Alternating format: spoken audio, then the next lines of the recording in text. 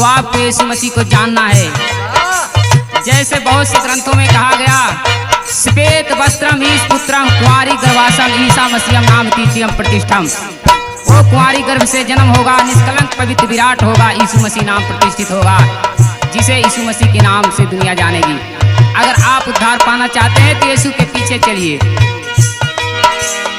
पार कायदा हो यीशु पार कायदा, पार कायदा हो यीशु पार कायदा,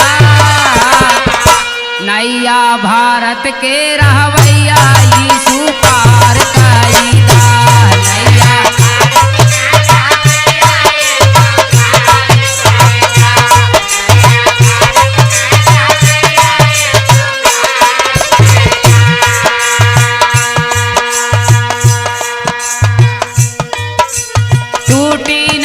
तूफान पर भारी, नैया पड़ल मझधारी,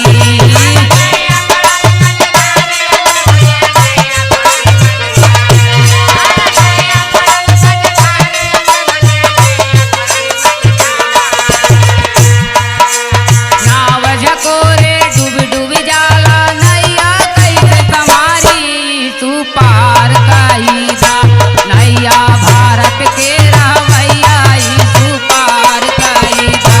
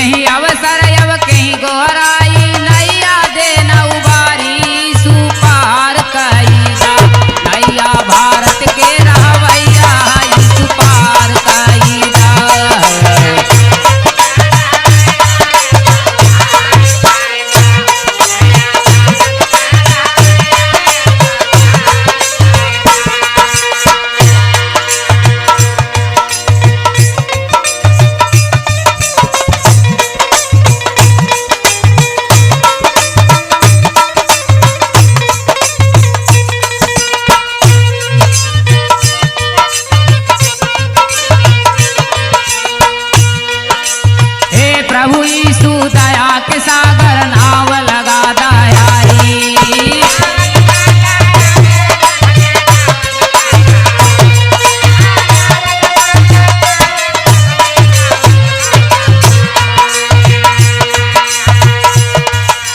हे प्रभु यीशु दया के सागर, नाव लगा दयारी,